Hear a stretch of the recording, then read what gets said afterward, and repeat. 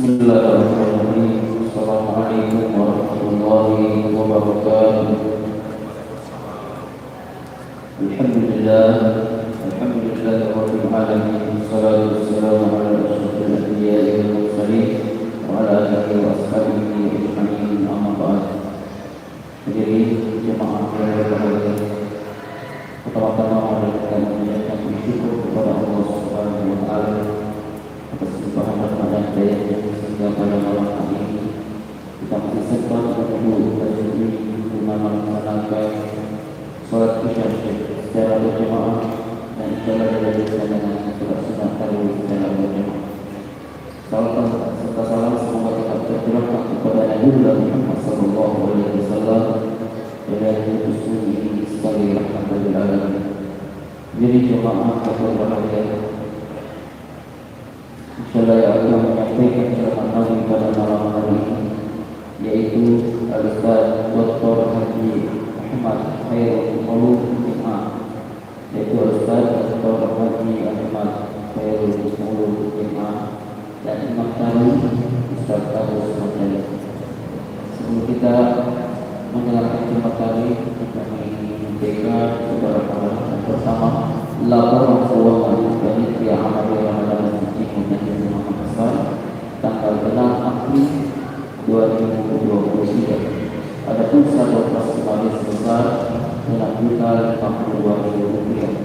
Kemudian penerimaan yang pertama infak dari Haikal Klinik dan Aira Hadini sebesar Rp100.000.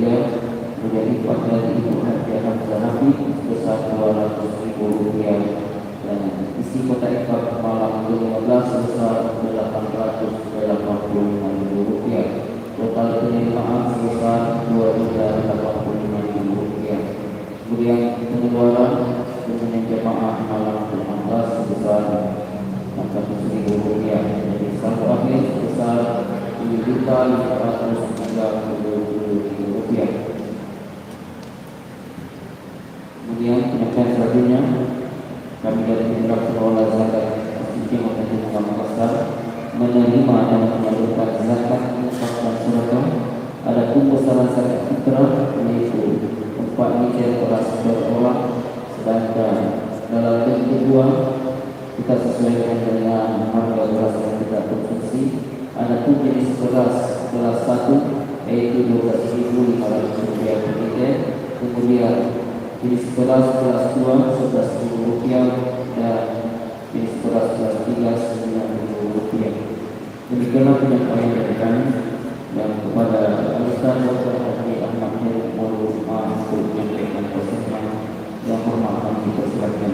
Billahi taufiq wal hidayah. Assalamualaikum warahmatullahi wabarakatuh.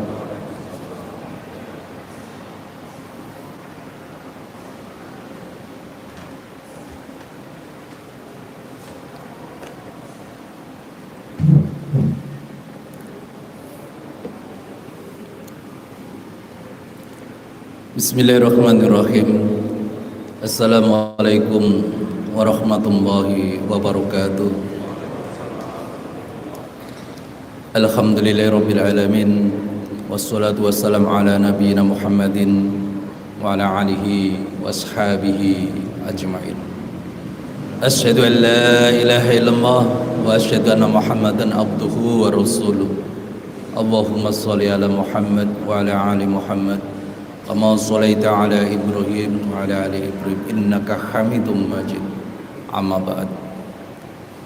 Jamaah salat tarawih yang dirahmati Allah, patut bersyukur kita kepada Allah Subhanahu wa taala. Berkah karunia-Nya, hidayah-Nya dan rahmat-Nya, Allah telah memberi anugerah umur panjang kepada kita semua, sehingga keberkahan sisa usia kita ini kita bisa berjumpa kembali pada Ramadan tahun 1444 Hijriah ini. Ini Ramadan yang merindukan itu bukan umat Islam saja, seluruh umat merindukan. Kita bisa testimoni sekarang ini kalau kita lihat Orang jual makanan itu laku keras meskipun bukan orang muslim.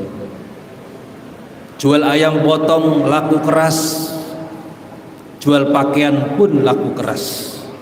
Bahkan minyak yang bulan-bulan yang lalu tertunda sekarang keluar semua, laku keras juga. Ini menandakan bahwa Islam ini adalah rahmatan lil alamin.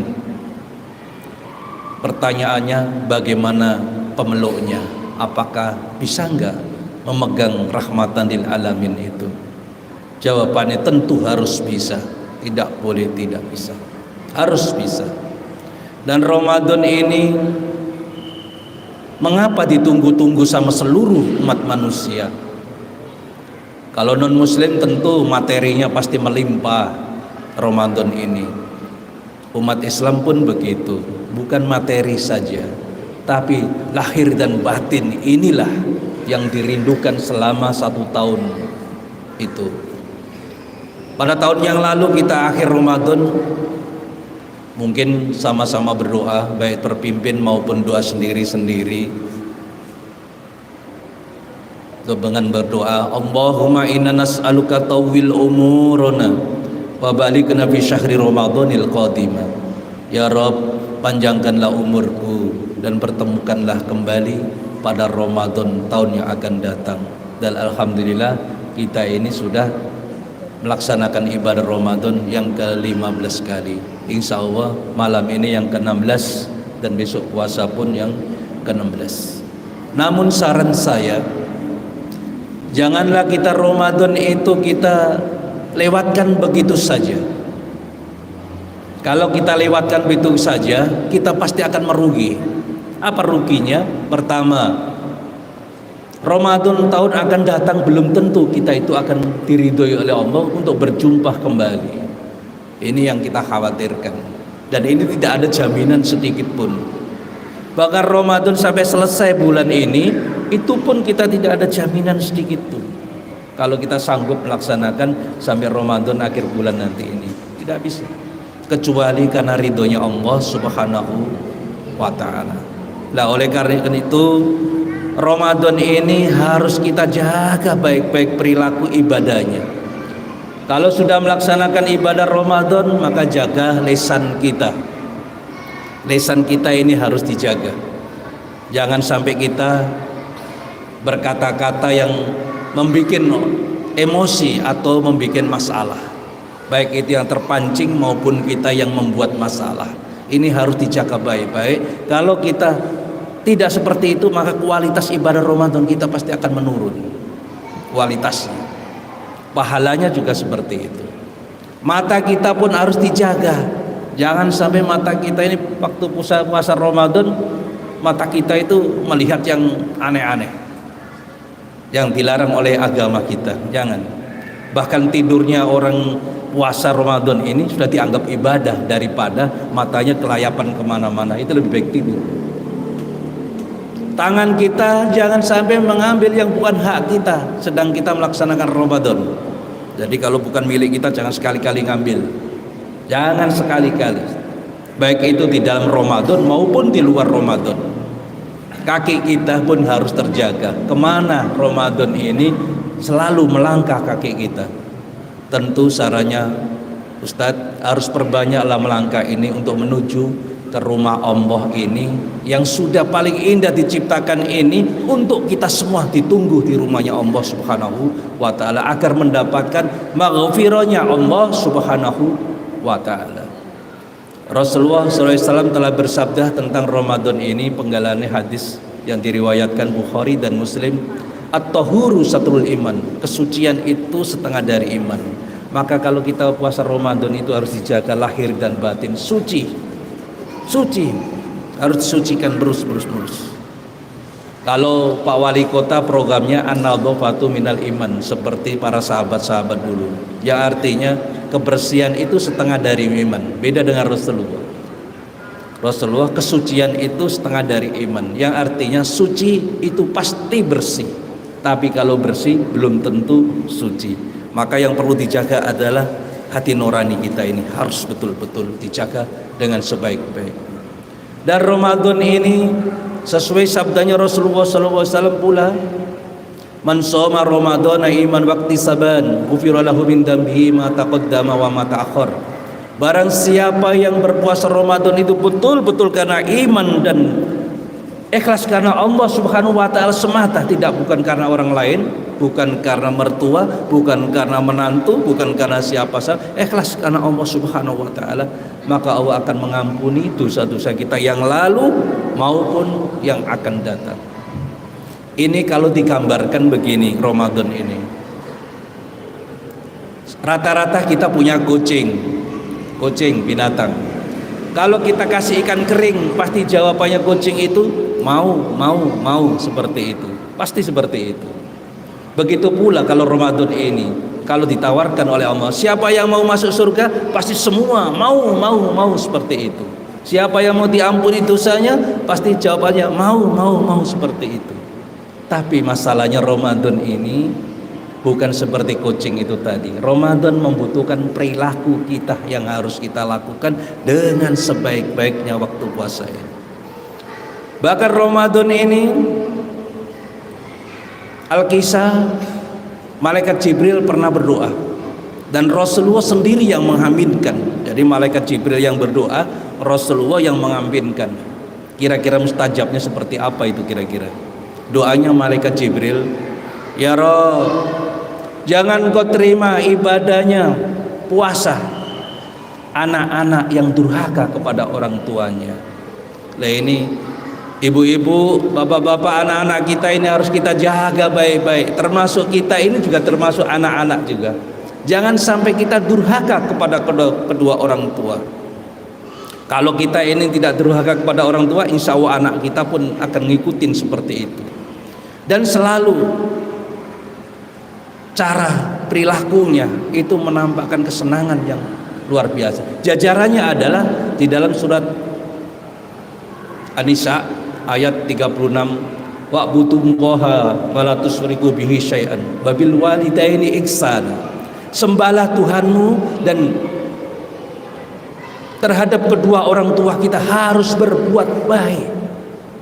Kalau kita Ramadan kita ini betul-betul mau diterima oleh Allah Subhanahu wa taala, maka bersihkan baik-baik masalah-masalah kita kepada orang tua, kepada mertua kita, kepada besan kita, selesaikan baik-baik. Mohonkan maaf sebanyak-banyaknya. Mohon maaf itu. Kalau orang-orang memohon maaf itu akhlakul karimahnya mulia. Yang memaafkan itu pun lebih mulia. Dan yang membuat sakit hati kita itu orang lingkungan dekat-dekat kita ini. Kadangkala menantu kita, kadangkala anak kita, kadangkala orang tua kita, kadangkala besan kita, orang dekat-dekat semua.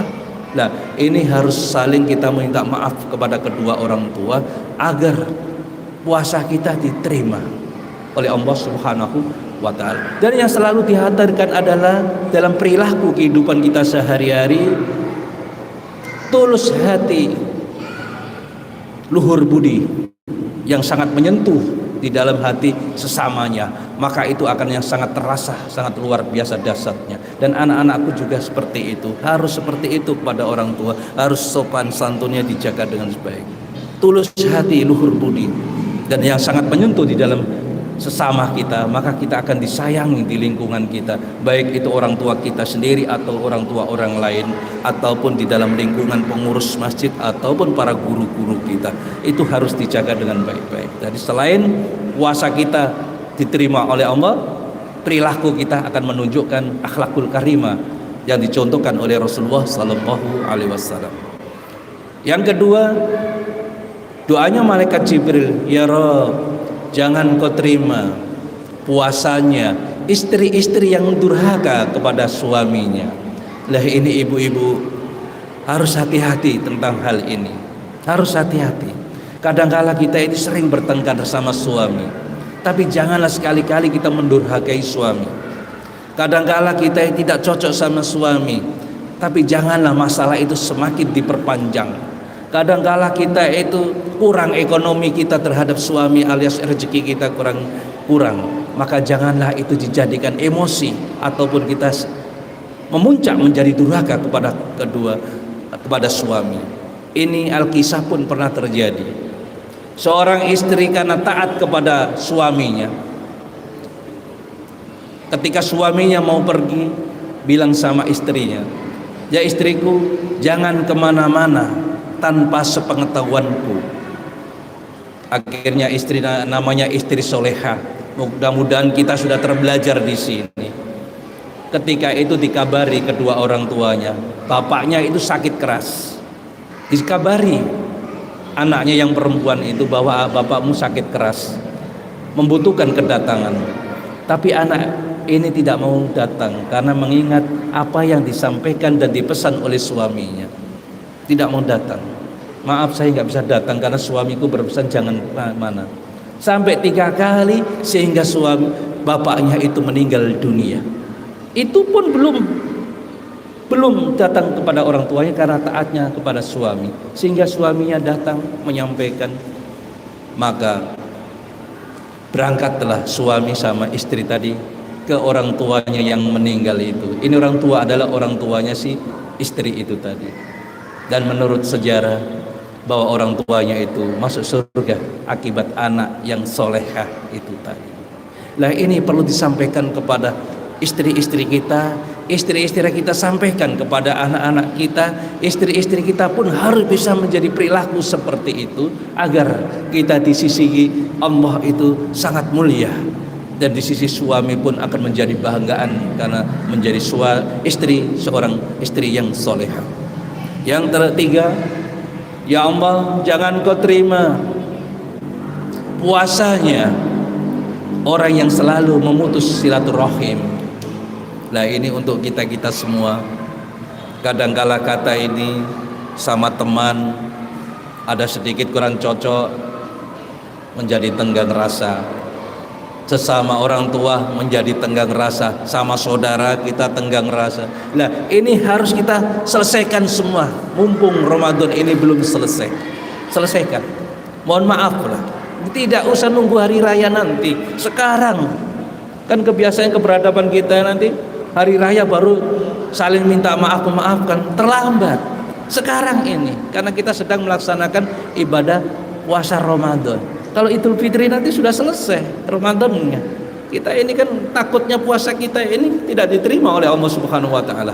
Maka sekarang kalau masih ada masalah sama saudara-saudara kita, teleponlah meskipun jauh. Sambangilah kalau dekat dan memohon maaf dengan sebaik-baiknya. Insya Allah kita akan menyambung silaturahim dengan baik lagi, dan insya Allah pula puasa Ramadan itu akan diterima oleh Allah Subhanahu wa taala. Seperti sabda firman-Nya Allah dalam hadits qudsi, "Ilas saumi fa innahu li." Kecuali puasa Ramadan ini. Puasa Ramadan ini kata Allah hanya untukku dan aku yang akan membalas pahalanya. Jadi yang membalas pahala itu adalah Allah sendiri, bukan karena siapa-siapa. Allah sendiri yang membalas kita nanti akibat yang kita lakukan puasa Ramadan tahun ini. Lah marilah kita sama-sama pada Ramadan ini, mudah-mudahan amal ibadah kita pada puasa Ramadan ini diterima oleh Allah dengan cara yang paling baik dan yang paling diridhoi oleh Allah Subhanahu wa taala. Dan selalulah berdoa dan kirim-kirim doa kepada orang tua dan kedua orang tua kita yang sudah kembali menghadap pada Allah Subhanahu wa taala. Mudah-mudahan orang tua kita itu diampuni oleh Allah Subhanahu wa taala. Dan apabila ada kesalahan-kesalahan Ustaz mohon maaf yang sebesar-besarnya. Wabillahi taufik wal hidayah. Wassalamualaikum warahmatullahi wabarakatuh.